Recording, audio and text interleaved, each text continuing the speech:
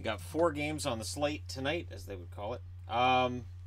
So light night tonight. It'll be a bigger night tomorrow. That's why I'm working tomorrow.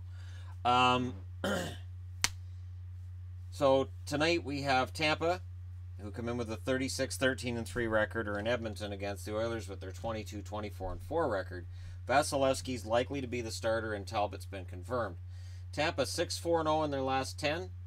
Oilers 5-4-1. Don't let that 6-4-0 fool you. The Tampa Bay Lightning have been playing much better lately than they were at the start of those 10 games.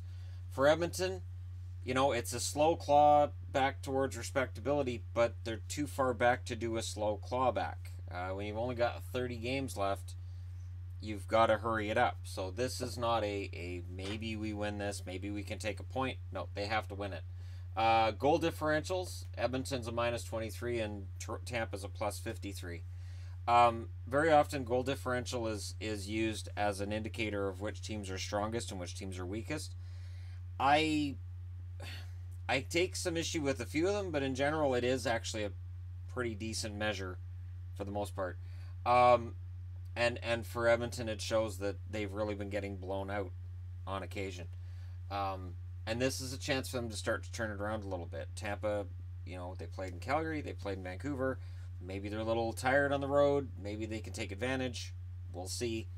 But again, every time I start saying, all right, now Edmonton's going to turn it around, they're going to get to 500 and get past it, they end up back below 500. And we're really at the point now where it's about building towards next season, what they're going to do next year. And that's a refrain that's been common in Edmonton for decades now, minus a few decent seasons. And it's really too bad, because I'm old enough to remember when the Oilers were relevant. I'm old enough to remember the Gretzky dynasty, and it was a lot of fun. And I hated them so much, but it was fun to have that dynasty to hate. So we'll see if they're able to salvage anything tonight, and if they're able to get anything going. But I'm personally not holding my breath on it, because I've a few times been burned by them already this year. Dallas is at home to the Rangers. The Rangers 25-22-5. The Dallas Stars 30-19-4. Bishop's confirmed. Lundqvist is likely. The Rangers are 3-7 in their last 10. You ask any Rangers fan, they'll tell you. And for the Dallas Stars, they're 6-3-1. Dallas's goal differential +26. The Rangers -5. The Rangers are in this spot now where and I'll get into it when I'm going to do like a trade speculation type video today. But basically, yeah, Nash is available, and they're gonna see if Nash will be somebody that a team wants in a trade. I assume they're gonna retain some salary in order to sweeten the deal. But it's going to be interesting to see. So how do the Rangers respond? So far, they haven't been responding particularly well since the word came out that the team was likely selling. Or maybe management knew this kind of a slide was on its way. They saw something in their game, and they're like, all right, well, it's going to slide anyways. We're going to sell guys off. And for Dallas, they've been doing very well lately. Minus a couple of games here and there. The one against Toronto at home stands out. But I'll get to Toronto in a minute. For Dallas, though, this is an important game because they all are. If they can catch third and get killed by Nashville or Winnipeg in the second round or in the first round, rather than finish with the number 1 wildcard spot and end up playing either Winnipeg or Nashville, there's very little to choose right now if you're in the Central in terms of your playoff opponents. You're going to play somebody tough.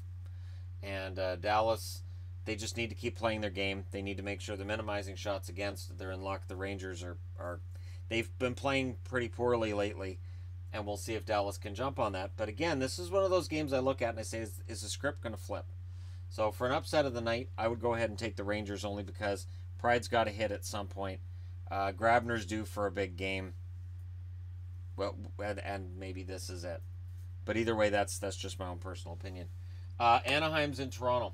Anaheim 25-18-10. Toronto 30-19-5. Miller's starting for Anaheim after a rough start in his last game in Montreal. Anderson's starting for Toronto. Freddie Anderson, he who faces the most shots in the NHL. The Toronto Maple Leafs 5-3-2 in their last 10. Anaheim 6-3-1 in their last 10. But Anaheim's not happy with their play right now. Goal differential. Anaheim's at a -2. Toronto's at a plus 22. Toronto is playing very well. And I want to get into this. So I've been watching TSN Sportsnet's coverage since the Boston game. And all I keep hearing about is how Toronto faced a real challenge and they found out what it really takes to win. And this game against Boston was a big wake-up call. It's one game. And Boston had lost 7 in a row against Toronto coming into that game. So I'm not sure why all of a sudden the Toronto media wants to portray it as some kind of a doom and gloom thing. Toronto's playing really well. The idea that that game against Boston just means it's all off the rails and it's all falling apart is ridiculous. And that seems to be the narrative that they're throwing out there. Like, oh, is this a sign? Is this... And the funny part, too, is they're like, this is how the playoffs are going to look. It's a 7-game series. And Boston winning a game at home on a Saturday doesn't mean that that's how... Like, and they were talking like, well, maybe could it even be a sweep? Like, now we're... No. Like... Toronto is a good team. They lost one game in Boston, and all of a sudden, everybody's all doom and gloom about it. I don't understand. Maybe it's a Toronto media thing that even though you've got Austin Matthews, Mitch Marner, William Nylander, and this whole new core of young kids, they're still expecting it all to fall apart and everything to blow up. That's Edmonton's job. Toronto doesn't have to worry about it. Edmonton's got that on lockdown. Toronto's playing very well. And they just had a rough game against Boston. And the funny thing was, I even saw one article on, I'm trying to think it was the Hockey News or Sportsnet, that was Boston plays the perfect game. Yeah. And by saying Boston played the perfect game, your insinuation there is that if Boston hadn't played a perfect game, it probably would have been a lot closer. And the odds of a Boston Bruins team playing a perfect game every time they play against Toronto is really not entirely likely. And it was a close game. It wasn't some huge blowout. I find that really weird. And they've got an Anaheim team coming in that's coming off a loss in Montreal and a loss in Ottawa where they got a point, but did they deserve that point? That's a question that you can ask yourselves. And yeah, Anaheim's healthy and whatnot, but I would be very surprised if Toronto doesn't win tonight, because while I'm expecting this huge upswing from the Ducks, that game against Montreal's really got me kind of concerned that maybe it's not going to happen. Maybe they're not going to have that upswing. Maybe this is what they are. Maybe a team that just barely misses the playoffs is what they are this year. And this is a big game for them. They need to show up and prove that they're not swinging right back down in the standings. Look at Colorado, for example. Colorado wins 10 in a row. They're in a great position. Everything looks great. And now they've slid. Nathan McKinnon's out for a little bit. And you have to wonder, can they get that mojo back? Are they going to get back into that conversation? Or has Colorado peaked and now they're back down again? It's very, very tough in this league to go post to post as your best or your worst. And there's going to be parts in the middle where the script does get flipped. And Anaheim has to be in charge of this. They've already got a challenge in that 10 of their points are overtime or shootout losses, meaning they have less wins than other teams that they might be tied with for that last playoff spot. They have to win their games. And they have to start with a game like this. They can't have a poor road record because that's going to sink them in the second half of the season, the post-All-Star break time. So this is a big game for them, for Ryan Miller as well, because I've been on the Miller bandwagon for the last 4 years. Basically since Vancouver signed him, I've been on the Miller bandwagon. And I like Ryan Miller a lot, but he can't afford to have another bad game, or else he may lose a start to Rito Berra. John Gibson's close to coming back, though. So, once Gibson's back, Miller's probably pasted to the pine. But how he plays in relief is going to decide how many starts he gets from here on. If the Ducks don't feel like they can play him, he's going to be sitting.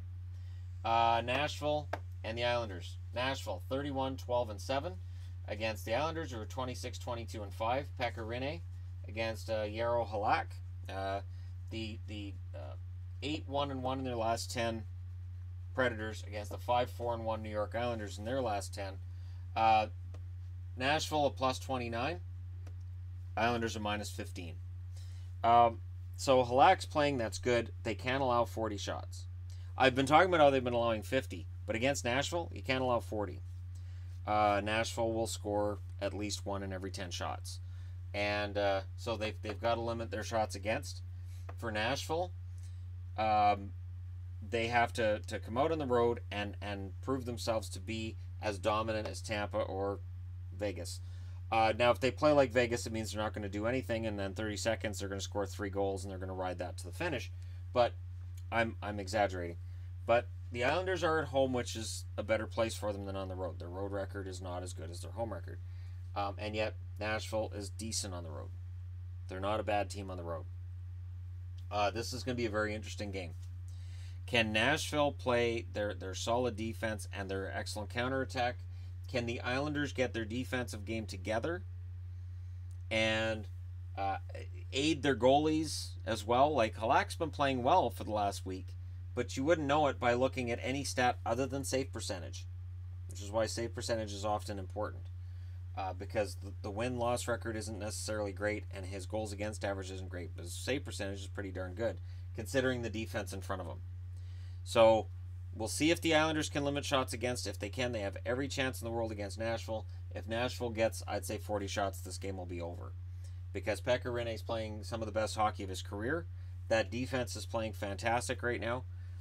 And with a top 4 that they've got of Yossi, Subban, Ellis, and Ekholm, it's just filthy. It's not... That shouldn't be legal, but it is what it is, and you roll with it. So the Islanders have to roll with it, and they have to find a way to come out with a win. Let me know who you see winning tonight. Let me know who you see being an upset tonight. As I said, I would take probably the Rangers over Dallas as an upset, but Dallas fans will point out, well, it's because you're a Dallas fan, and you don't want to look like you're being biased in favor of your team. And there might be something to that. I don't know. But let me know what you guys think in the comment section below. Hit like and subscribe to browsing your way through. Thank you so much for watching. I'll talk to you again soon.